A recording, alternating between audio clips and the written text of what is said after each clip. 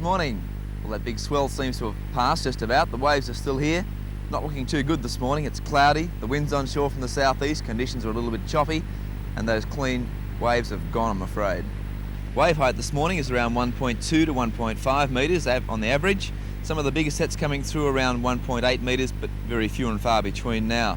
With the wind onshore from the south to southeast, I'm afraid conditions are not looking too good for the board riders today. Becoming choppy, will become more bumpy during the day as the wind picks up, and the waves aren't looking too good at all. Closeouts at the moment. If you're thinking about going for a swim, most of our city beaches still have strong sweeps to the north, bad rips, and of course Bar Beach to Merewether still has that pollution problem. Now the forecast issued by the Bureau for today, we have a moderate to high fire danger, a cool morning with fog patches inland, and then a warm and mostly sunny day inland, some cloud on the coast but dry. Southwest to southeasterly winds at 10 to 30 kilometres per hour, seas mainly slight on a low to moderate swell. Newcastle heading for a top of 27 degrees today, up in the valley towards Scone a top of 29, and the outlook for Friday, a shower or two on the coast but still dry inland. And as far as the tides are concerned, we have high tide coming up at 16 minutes past 10 this morning, 1.5 metres. Low tide at 18 minutes past 4 this afternoon at 0.4 of a metre, with the following high tide at 10:39 this evening, 1.7 metres. Well, that's our look at the surf and weather this morning. Not looking like a good day for the beach at all today. We have that pollution problem along the Bar Beach to Merewether stretch. The swell dropping just a little, waves now up to 1.8 metres on the bigger sets, but that wind coming from the south to southeast, and I'm afraid it's not looking like it's a good day for the beach for the board riders at all. Hopefully by Saturday afternoon or Sunday those winds may go back offshore. There's still going to be swell around because there's new swell on the way from down south. Have a great weekend, whatever you're doing, take it easy on those roads. We'll be back again on Monday morning.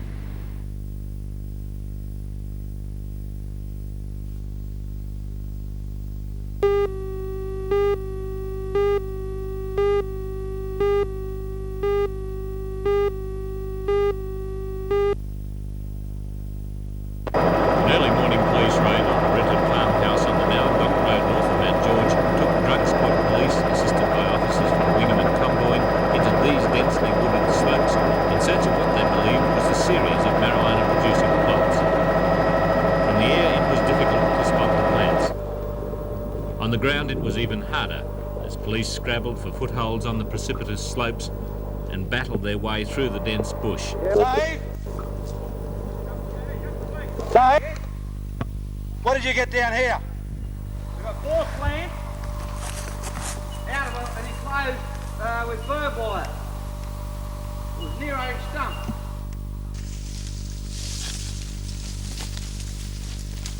A lot of effort and ingenuity has gone into planting some of the marijuana found by police here today. This small plot has been carved out of a very steep hillside, then surrounded by wire netting that's been sprayed black and then further camouflaged with bracken. The plot contained plants worth maybe $4,000, and to care for them meant a long, steep climb up out of that gully. Further up the slope, a child's swimming pool was found. It had been used as a water supply for another plantation. Eventually, 23 plants were found. Police say that when mature in a few weeks, each plant would yield marijuana worth as much as $2,000 on the street. Police say a man in his late 20s will be charged with cultivating marijuana for supply and with possession of the drug.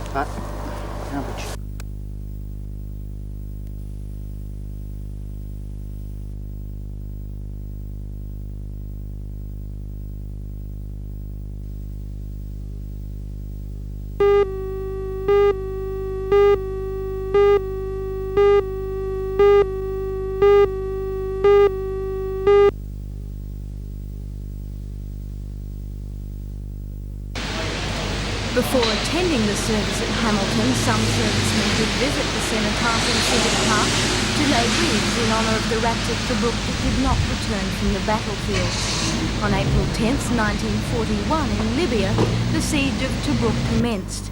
The commemoration service in honour of those that fought in that siege is usually held in Newcastle on the nearest Sunday to that day. This year, however, it was brought forward a week to allow local rats of Tobruk to attend next week's World Reunion being held on the Central Coast. The president of the Newcastle Rats of Tobruk Association, Mr. Jack Griffiths, said he did not feel the need to apologise for holding the service on Easter Sunday. For when the siege of Tobruk began in 1941, it was also an Easter weekend. Guest speaker at today's service was the commanding officer from the RAAF base at Williamtown, Air Commodore Monaghan. Commodore Monaghan spoke on the significance of the siege of Tobruk to the outcome of World War II. In his speech, he explained that the Rats of Tobruk were dubbed by the German propagandist Lord Haw Haw, adding that the Rats turned the name into a badge of courage. At the conclusion of the service, many servicemen came forward with books which they presented in lieu of wreaths. The books were later given to representatives from local schools.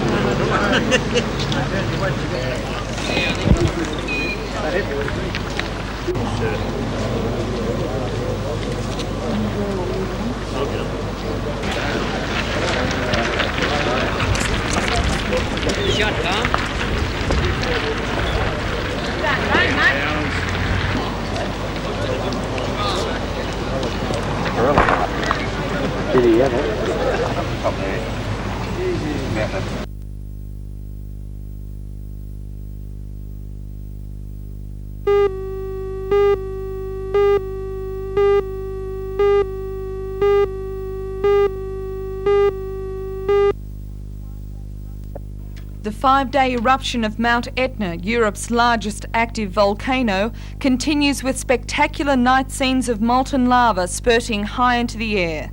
Thousands of people are watching the site, but police have warned the sightseers there might be a dangerous build-up of gas inside the volcano. Experts say the central cone of the mountain was still spurting vapours and small cinders, but they said the flow of lava down the lower slopes had eased. At one stage, the flow reached a speed of 600 metres an hour. The lava has completely engulfed a restaurant on the slopes, and several other buildings are threatened by the molten lava. Questa sorta di spiatatoi delle bocche eruttive che si trovano 200 metri più in basso danno origine a continue esplosioni che proiettano in aria materiale.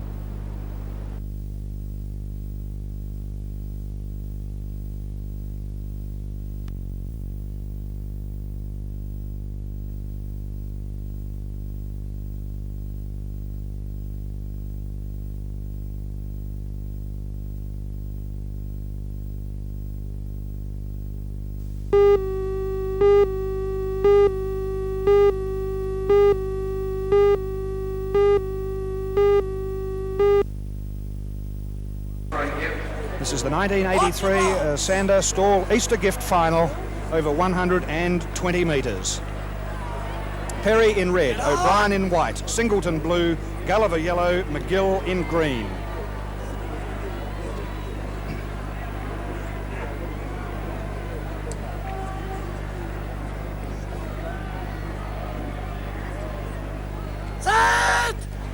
Way to a clean start. Singleton got away quickly, so did O'Brien next to him. Perry starting to run. Singleton and O'Brien. Singleton's in front, across on the outside. There's McGill now. O'Brien starts to move. I think he might pick him up. It's close. O'Brien! O'Brien wins from Singleton. What a tremendous finish. You just said, well, I've won a store gift. What's it all feel like? I can't believe it. It's the most important thing in my life. Hey, Dad, how are you? Sorry. And Dad ran in 2 store gift finals. Didn't win it. And geez, I ran badly early. But I got there. Tell us about that running badly early. What happened?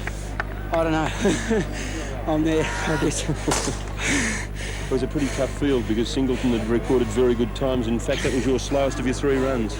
I believe that because I didn't run well early. I threw myself around and then I said, hey, this is a store gift, you know, I've got to win it. And I just drove me guts out.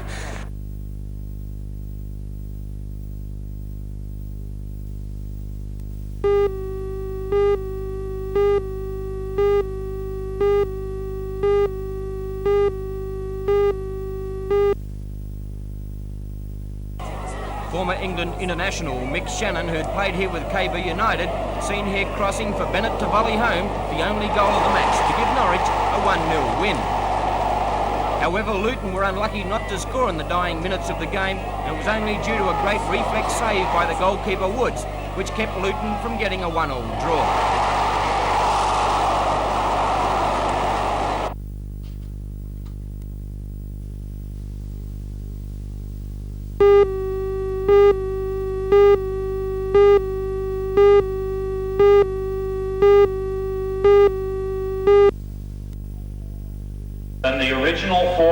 The Water Hardship Fund is the first real sign that the board has taken note of protests voiced so loudly since the water rating system was changed last year. But just how many people will be helped is not clear. The board estimates as many as 8,000 ratepayers will qualify for assistance, but a number of qualifications have to be met. Firstly, rates must have increased by more than 18% last year, a common occurrence in older suburbs hit by the inflationary effect of nearby unit developments. But the increase in rates can't be due to increased water usage. The scheme sets limits, typically 175 kilolitres for a two-person household. Then, household income before tax can't exceed $307.60, with an extra allowance for dependents. And finally, monetary assets must not exceed $1,000. And then, even when all these conditions are met, each individual case has to be reviewed by a committee of water board officers. Any assistance provided will be by exempting the ratepayer from whole or part of the water charges, or by deferring payment. Just how part of the scheme will really assist ratepayers remains to be seen, but at least it does represent something of a first for a government body to display official sympathy at soaring costs.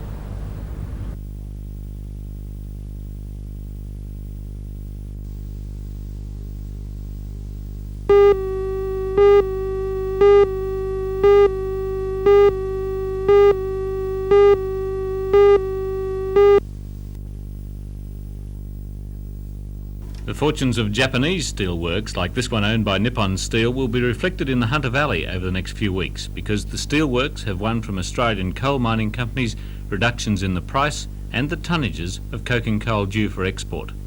Devaluation has staved off some of the worst effects of a price cut that's about 20% down on 1982 prices, but the reality is that many underground mines will be hard pressed.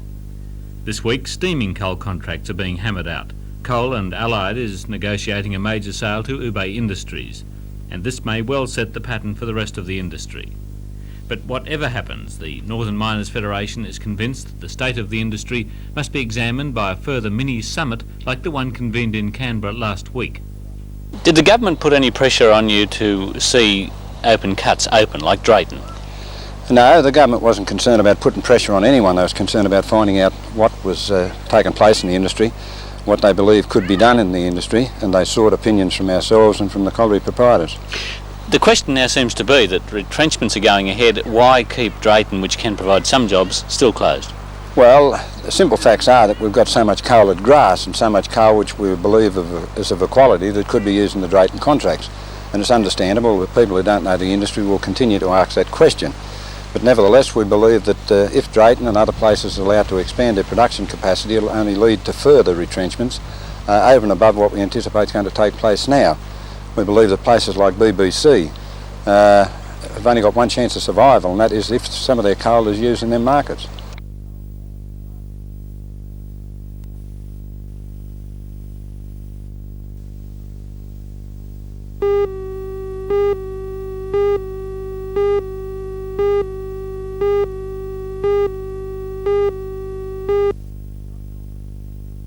The offshore wind's got everything nice and calm out here. It looks a beautiful day to be out here, but you say it's potentially dangerous for the inexperienced. A beautiful day. You couldn't hope for anything better. But with the offshore breeze, nice and flat inshore, it can be potentially dangerous at sea. Once you break down, there's only one way for you to go. That's the New Zealand. sea. That's right. And this is what the inexperienced are finding out. Are you finding that calm conditions like this are actually bringing more inexperienced boat users out to sea? Yes, it certainly does attract them. It's so nice they go out to have a fish. A lot of them are ill-equipped, and a lot of them are ill-experienced. Sudden wind shift, you can see the sea turn nasty for the inexperienced, and Sergeant Harley said that when that happens, panic sets in quickly. So I had a vessel the other night. Every half hour, it's calling for assistance. The only message he was giving us was that he's a vessel in distress. He didn't nominate his name, he didn't nominate his location. Now this makes it extremely difficult for us to try and find him. He could be anywhere between Nora Head and Seal Rocks. Then you had someone else saying they were heading north to Newcastle and ended up in Pittwater. That's another thing. We're asking the boating people, when they do undertake these voyages, whether they're long voyages or small, to stick to their original plan. If they change their plan, we want them to let us know. Now, yesterday we had a man going to Sydney. At Nora Head, he decided to turn around and go back to Newcastle. Now, when he didn't arrive, we were ready to go out and search for him. What he'd in fact done was turned around and went back to Sydney. Now, we were searching in the wrong area, obviously because we didn't have the particulars.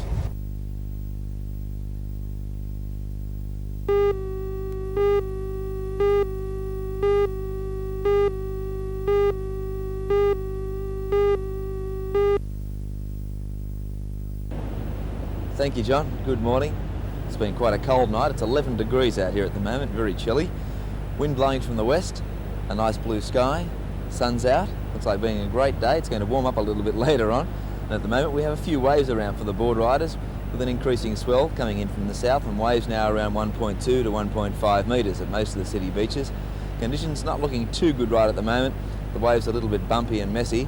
That swell's just rather fresh, and it will take a few hours of this offshore wind to clean things up. Now along the coast today, the winds are expected to turn onshore to the southeast during the day, so for the board riders, best waves will be found around mid-morning before that wind does go onshore. Inland, the winds will stay offshore, or that is from the west to the southwest, and conditions will be a little bit warmer during the day. Looks like being a cool day along the coast. If you'd like to go for a swim today, take a little care, because with the increasing swell we now have sweeps to the north and some rips at most of our city beaches, and you should only be swimming between the flags. Well, it's been quite a cold night for most of New South Wales. The forecast for the Hunter today is for a cold day early and then followed by a mild day with lengthy sunny periods. West to southwesterly winds at 20 to 30 kilometres per hour, tending southwest to southeast on the coast, slight seas on a low swell. Newcastle and Scone today both heading for a top of 22 degrees. And the outlook for Friday, mainly dry with inland frosts. Low tide this morning will be at 10:58 at 0.6 of a metre. High tide at 7 minutes past 5 this afternoon, 1.2 metres. Well, that's the story for today. A few waves around for the board riders, a little bit more swell than we've had for the last couple of days. Those winds still offshore, but they should go around to the southeast later this morning or early this afternoon. Best waves will be found mid-morning. Looks like being a great day weather-wise. Nice and clear, not too many clouds around, and the sun's going to be out to warm things up. Hope you have a great day. We'll be back again tomorrow morning.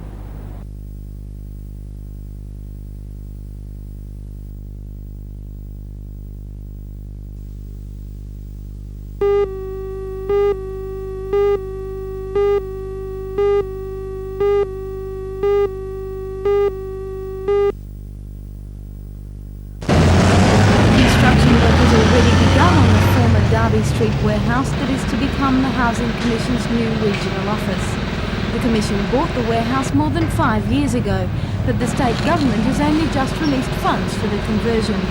The $413,000 contract for the construction of the new office was awarded to a local firm, R.W. Black Proprietary Limited of Sandgate. The company is working under the supervision of Newcastle architect Mr. Brian Suter. A spokesman for the Housing Commission said today that the Derby Street office should be complete by July, and the move from the QBE building in Bolton Street will be made in August.